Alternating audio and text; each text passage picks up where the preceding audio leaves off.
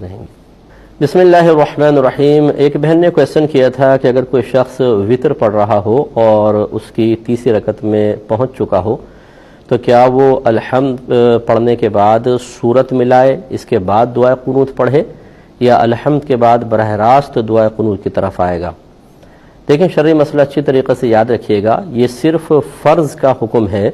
کہ اس کی پہلی 2 رکعتوں میں قراءت واجب ہے، اور یعنی فرض اور واجب ہے کہ ایک آیت کا پڑھنا فرض اور الحمد شریف اور سورت کے ملانا واجب۔ پہلی 2 رکعتوں کا یہ حکم ہے، اور اگر آپ 4 رکعت فرض پڑھ رہے ہیں تو تیسری اور چوتھی کے اندر صرف الحمد شریف کا پڑھنا مستحب ہے، اور اگر چاہیں تو الحمد نہ پڑھیں، آپ 3 مرتبہ سبحان اللہ سبحان اللہ سبحان اللہ ذکر الہی بھی کر سکتے ہیں۔ باقی جتنے بھی سنن ہیں، چاہے وہ مؤکدہ ہوں چاہے غیر مؤکدہ، اسی طرح نوافل اور اسی طریقے سے وطر،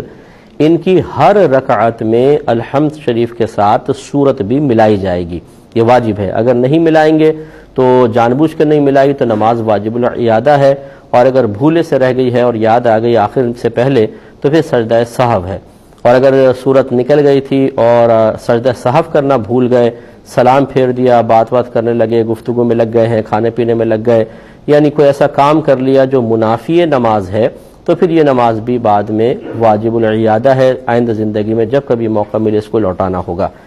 دوسرے بہن فرما رہی ہیں، اگر کسی کو نماز سکھا رہے ہوں، مثلا وہ 4 رکعت نماز پڑھ رہی ہیں اور وہ غلطی سے تیسری میں بیٹھ گئے اور ہم نے اس کو ہوں کیا اور وہ سن کر کھڑی ہو گئیں، اور چوتھی رکعت کے لیے تیسری میں وتیات کے لیے غلطی سے بیٹھ گئی تھی، تو کیا حکم شرع ہوگا؟ دیکھیں، نماز میں کسی کا بھی لقمہ قبول کرنا، یعنی تعلیم قبول کرنا، اس کی ہدایت قبول کرنا، یہ شرعاً جائز نہیں ہوتا ہے۔ لہٰذا اگر کوئی بہن تیسری رکعت میں بیٹھ گئی تھیں اور آپ کے لقمہ دینے سے وہ کھڑی ہوئی ہیں، تو خارج نماز میں اگر کوئی شخص ہوتا ہے، اس کا لقمہ لینے سے نمازی کی نماز فاسد ہو جاتی ہے، یعنی ٹوٹ جاتی ہے۔ یہ صرف امام کو اجازت ہوتی ہے کہ اگر وہ امام کوئی غلطی کرتا ہے اور اس کا مقتدی کوئی لقمہ دیتا ہے اور امام سمجھتا ہے کہ یہ صحیح مقام پہ لقمہ دے رہا ہے، تو اس کے لقمے کو قبول کر سکتا ہے، اس سے امام کی نماز میں فساد پیدا نہیں ہوگا۔ لیکن ہم منفرد حضرات ایسا نہیں کر سکتے کہ ہم نماز پڑھ رہے ہوں تو کسی برابر والے نمازی کا یا خارج نماز کوئی شخص اس کو لقمہ قبول کریں، اس سے نماز فاسد ہو جائے گی۔ امام کے لیے بھی اتنا میری ضرور گزارش ہے، اگر امام غیر محل میں کسی اپنے مقتدی کا لقمہ قبول کر لے، غیر محل سے مراد کہ جہاں لقمہ نہیں دینا چاہیے تھا وہاں مقتدی نے لقمہ دیا، تو اگر امام نے قبول نہ کیا تو مقتدی کی نماز فاسد ہوگی، صرف مقتدی کی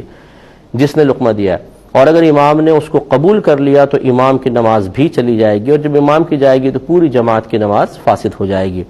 اس سے یہ ضرور معلوم ہوا کہ منفرد شخص ہو اس کے لیے بھی بہتر ہے، اور امام کے لیے تو واجب ہے کہ وہ لقمے کے مسائل سیکھے، کیونکہ بسا اوقات مقتدی غلطی سے لقمہ دے دیتے ہیں،